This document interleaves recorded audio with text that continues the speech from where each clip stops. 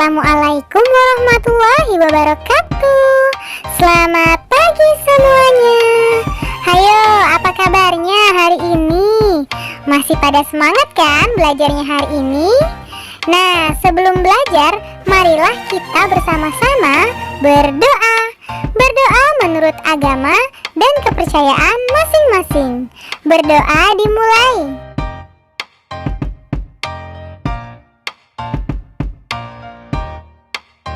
Berdoa selesai.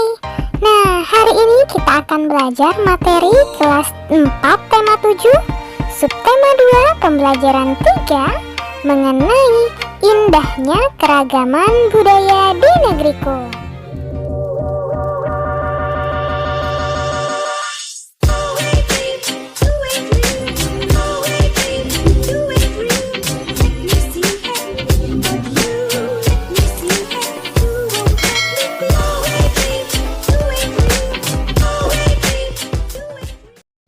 Adapun tujuan pembelajaran kita hari ini yaitu yang pertama, menemukan informasi dalam teks bacaan. Yang kedua, mengetahui keragaman rumah adat di Indonesia. Yang ketiga, mengetahui keunikan dalam setiap rumah adat. Hari ini kita akan masuk ke pembelajaran 3. Salah satu keragaman di Indonesia adalah keragaman rumah adat. Apa nama rumah adat di daerahmu? Nah, sekarang ayo kita membaca. Judulnya Rumah Adat Suku Manggarai. Suku bangsa Manggarai tinggal di Kabupaten Manggarai, Flores Barat, Nusa Tenggara Timur.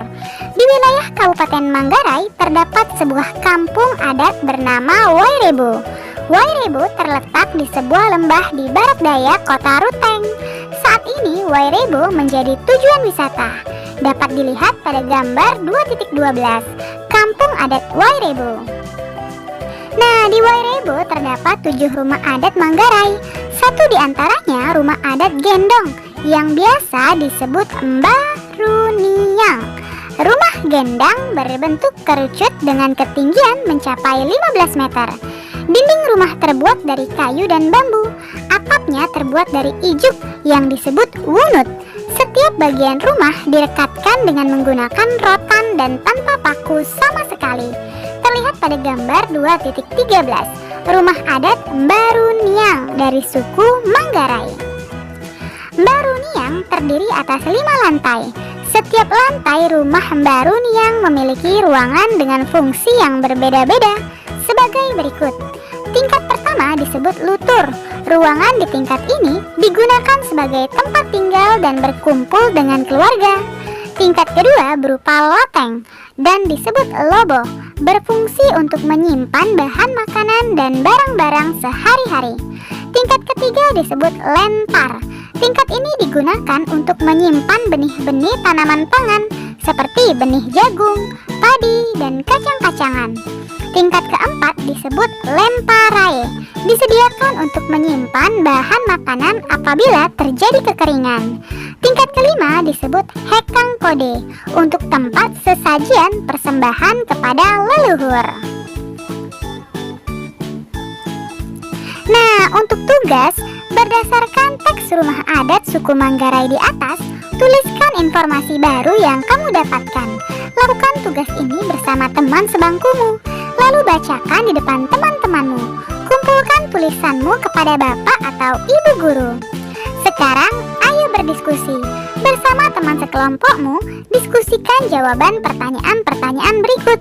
Yang pertama, apa nama rumah adat di daerahmu? Iya, nama rumah adat di daerahku adalah Rumah Limas. Bagaimana bentuk rumah adat itu? Dan ketiga, apa bahan pembuatnya? Apa keunikannya? Ceritakan hasil diskusimu di depan bapak ibu guru dan kelompok lainnya. Sekarang, ayo membaca. Bacalah dengan cermat teks berikut. Judulnya Keragaman Rumah Adat di Indonesia. Keragaman suku bangsa juga berpengaruh terhadap bentuk rumah adat. Rumah adat umumnya dibangun menyesuaikan kondisi bentang alam wilayah setempat. Keragaman bentuk rumah adat mencerminkan kemampuan nenek moyang bangsa Indonesia sebagai arsitek andal. Tidak hanya unik, bentuk rumah adat mengandung makna dan simbol tertentu. Semua itu disesuaikan adat istiadat tiap-tiap daerah. Keragaman rumah adat di Indonesia sebagai berikut. Ada rumah Aceh dari Nanggruh Aceh Darussalam, rumah Bolon dari Sumatera Utara, rumah Gadang dari Sumatera Barat, Selasa Jatuh Kembar dari Provinsi Riau, Belah Bubuno dari Kepulauan Riau, Panggung Kajang Leko dari Jambi, rumah Limas dari Sumatera Selatan, rumah Rakit dari Bangka Belitung, Bubungan 5 dari Bengkulu.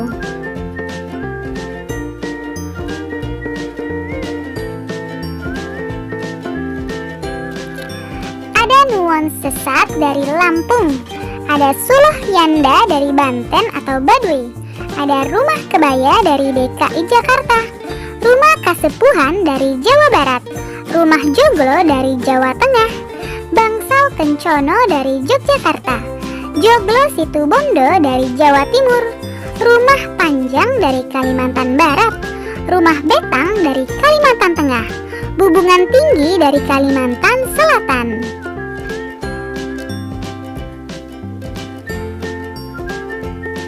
Lalu ada Rumah Lamin dari Kalimantan Timur, Rumah Baloi dari Kalimantan Utara, Rumah Tongkonan dari Sulawesi Selatan, Rumah Boyang dari Sulawesi Barat, Istana Malige dari Sulawesi Tenggara, Rumah Tambi dari Sulawesi Tengah, Rumah Dulohupa dari Gorontalo, Rumah Pewaris dari Sulawesi Utara, Gapura Candi Bentar dari Provinsi Bali, Rumah Dalam Loka dari Nusa Tenggara Barat, Rumah Baru Niang dari Nusa Tenggara Timur, Rumah Bayi Leo dari Maluku, Rumah Sasadu dari Maluku Utara, Rumah Kaki Seribu dari Papua Barat, dan Rumah Honai dari Provinsi Papua.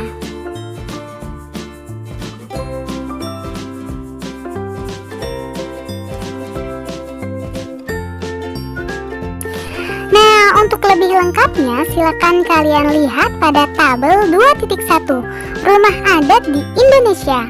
Perhatikanlah asal daerah dan nama rumah adatnya masing-masing ya.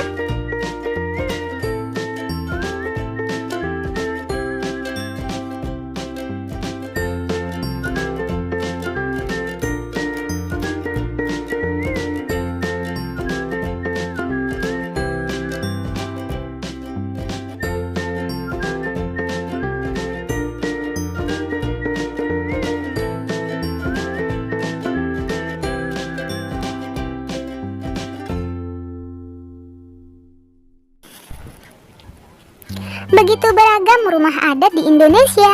Setiap rumah adat mempunyai keunikan yang berbeda-beda dari rumah adat lain. Keragaman rumah adat di Indonesia menjadi kekayaan budaya yang dapat kita banggakan.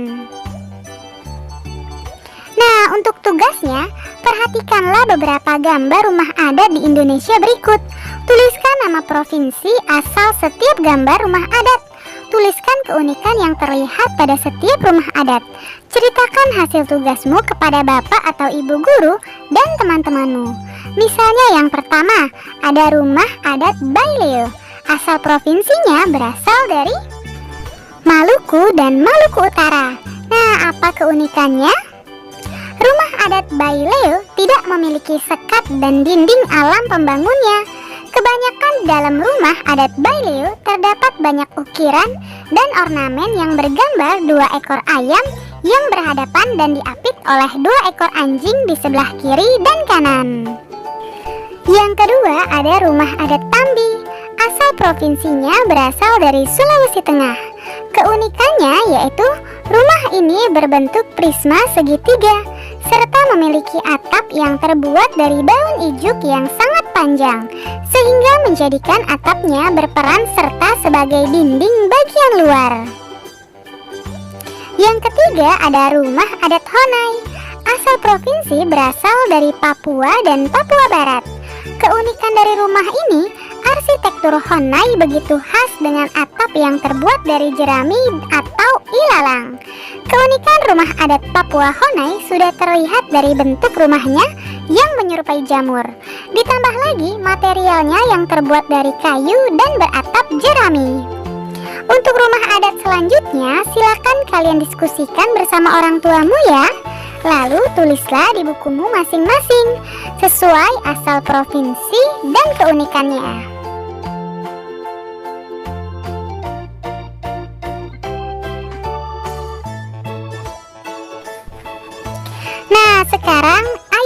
Silakan, apa yang kamu pelajari pada hari ini?